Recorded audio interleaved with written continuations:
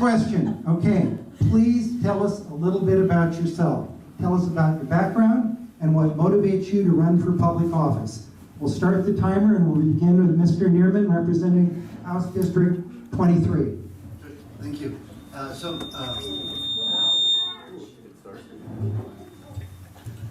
name is Mike Neerman. I'm the current representative for House District 23, which if you live around this area but outside the city of McMinnville, then I'm your state representative.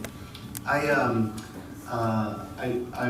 ran for office because I want to go and do the right thing in Salem, provide leadership there, and so that's what I've been doing. I'm just finishing up my first term. I have a little bit of a history of mental illness in my family. We have some substance abuse, and so that's of interest to me, and I've done some volunteer work with substance abusers.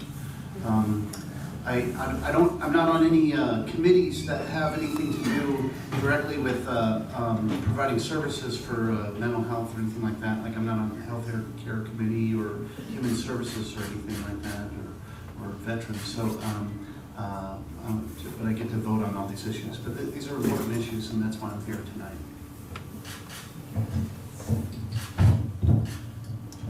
You can also take that out of the holder.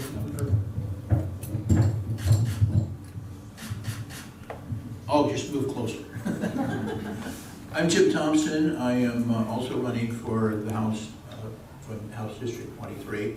I was in the legislature for 3 terms, and I'm running again for that position. I grew up on the Oregon coast on a small farm and moved out to the valley to go to college, and I am still here. You know, I got to Polk County and it sort of fit, met my wife there, and we're still there. My background is in pharmaceuticals. I worked for a large international pharmaceutical corporation for most of my career and in some smaller startup companies. My tenure in the legislature was always on healthcare. That's my #1 issue because that's what I spent so much time on and have some experience in. But I'm very pleased to be here. It's an extremely important topic that I think we'll see as things develop tonight. And thanks for inviting me. So thank you. I'm glad you're all here. My name's Ron Noble. I'm a husband, a father, and a grandfather. I was your police chief in town here for 8 years and have served 26 years in law enforcement. But I'm running because I'm tired of all of the divisiveness, the rhetoric. As a police chief, we solve problems, and they weren't partisan problems, they were just people problems. And dealing with issues, and you find common ground, you move forward, and quite frankly, that's what I want to take to Salem. I think I have a unique perspective. Tonight is an absolutely urgent issue. It's been urgent my whole 26 years in law enforcement, and continues now as I work at Linfield College in dealing with people in crisis. And I think I bring a unique perspective, not only because I serve people, but also because I'm the only cop in the family. The rest of my family are healthcare providers, and I get a chance to see the other side of it other than just being a consumer. So thank you all for being here, for allowing me to be here as well.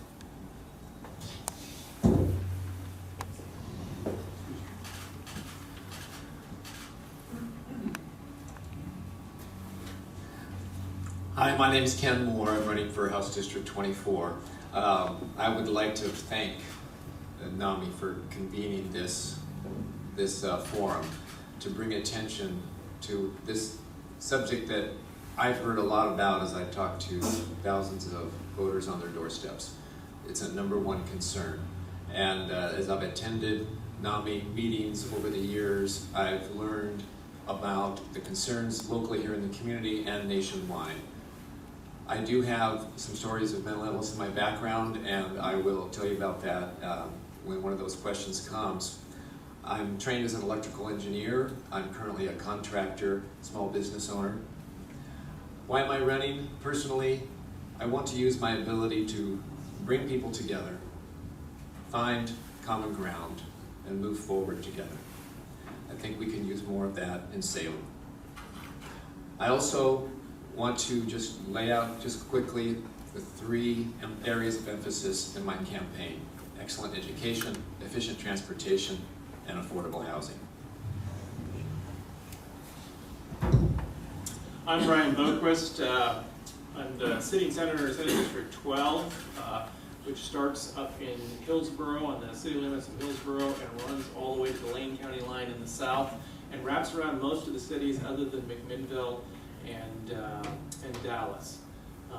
I was born and raised in the coast on a dairy farm, spent a large portion of my adult life in the military, and presently, unfortunately, not like wineries who are quite successful, I'm still a farmer and a forester, and so we kind of eke our living out across the state doing that.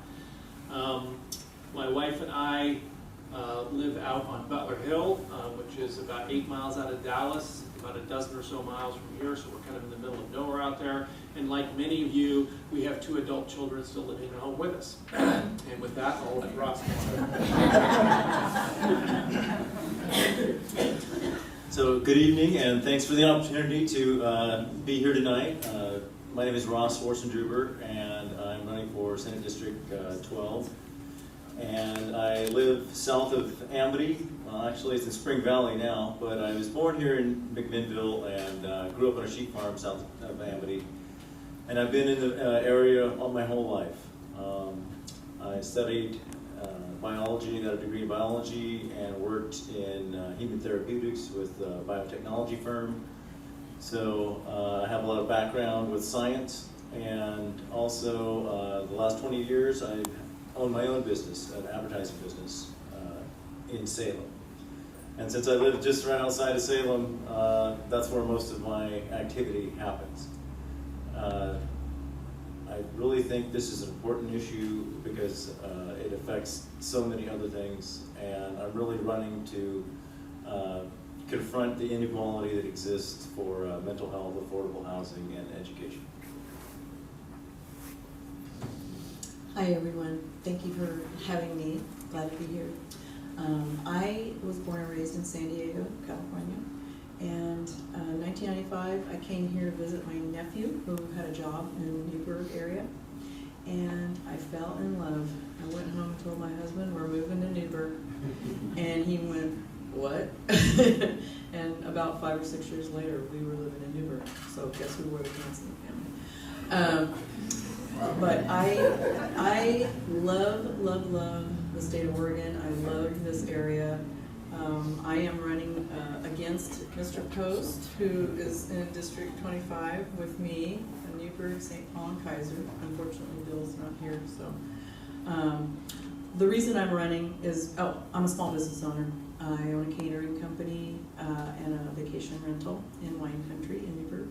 So it's a lot of fun, love it. But the reason that I'm running is because I felt that I wasn't being represented the way I wanted to be represented. And I want to go to Salem to represent the whole entire district, and I want to listen to what you have to say about your needs. Thank you, all the candidates. Now we'll go to the 3 questions that were developed by the NAMI Candidates Forum Committee. This is the first question, and we'll start with you, Mr. Moore. On this question, do you have personal experience, either family, friend, coworker, or other, with mental illness and or addiction? If so, how has that affected your views about the ways to change or improve the system of mental health care? You have 2 minutes. Growing up, I had 2 cousins, Andy and David, and I watched while schizophrenia took over their lives.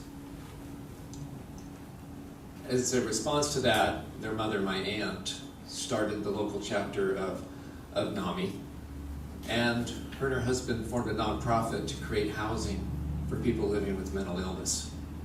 Pine Tree Gardens, where there were counselors and programs, and every Friday night there was a sing-along. So when we went to visit Aunt Pat, every Friday we would go and I would sing with my cousins and their fellow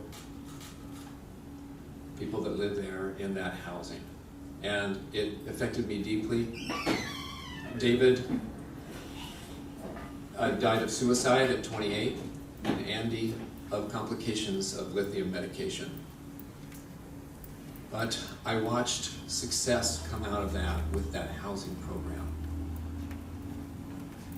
This is one part of the importance of everyone having housing, not just those living with mental illness.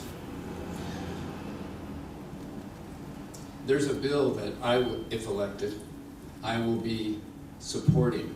And that bill is to make an adjustment in a great thing that was done in the last session. $20 million was put aside for nonprofits to match at 25% to build housing for people with mental illness. Well, the nonprofits have gone out and tried to find financing, and they find that they need 30% match. If they're going to pay the mortgage, the state will do the down payment on this housing, and that's the bill that I will be supporting, to increase that match to house our mentally ill population.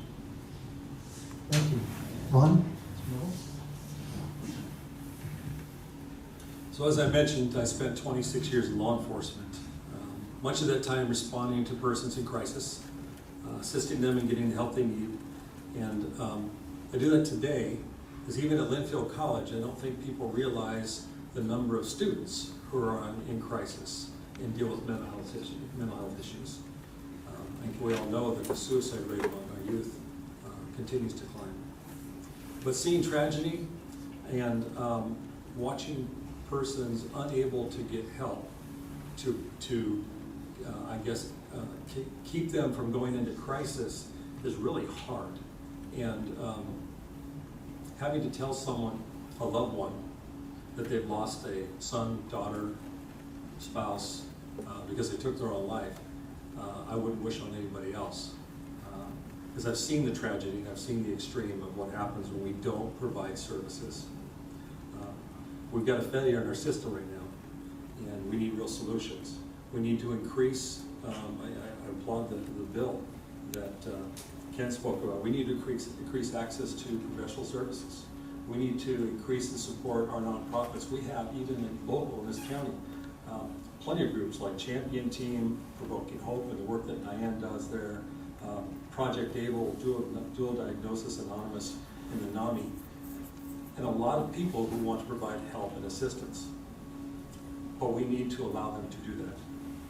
We need to look for alternatives to incarceration. There are people who commit crimes, sometimes due to mental illness, that are not violent offenders, and we have no resources in this community right now, or very few resources, to keep them out of jail, and they don't belong there.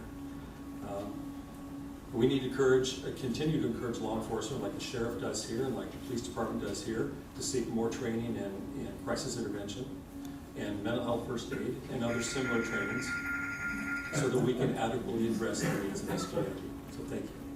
Thank you. Jim? Thank you. I don't think anybody reaches mature adulthood without being impacted, or somebody around them being impacted with mental health issues or drug issues anymore, because it's so prevalent and we have so many people that are untreated. My family was hit hard by that when our daughter was in college and decided to treat some emotional problems with drugs. And we lost her for 15 years and tens of thousands of dollars of treatment. Later, that didn't really work. We have her back now.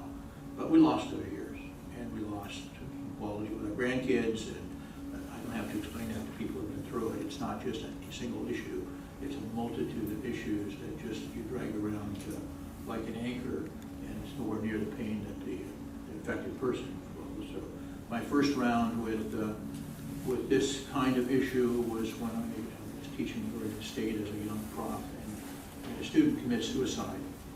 And it was not totally unexpected, because I knew he had some severe problems of identification and whatnot. And we talked about that, but it didn't strike me as these superficial things are really not superficial. They're very, very important and very deep. And over my lifetime, I've had a number of friends that have committed suicide. I hope not because they knew me, but that's just the way it is. And it always leaves you with what could I have done? And I think we can do more. I'm very disappointed in the lack of attention and access we give to mental health in the government. We're talking more and more about health care, but we're not talking about drug addiction and mental health as part of health care the way we should, and that has to change. It will, but it's going to take time. Mike? So,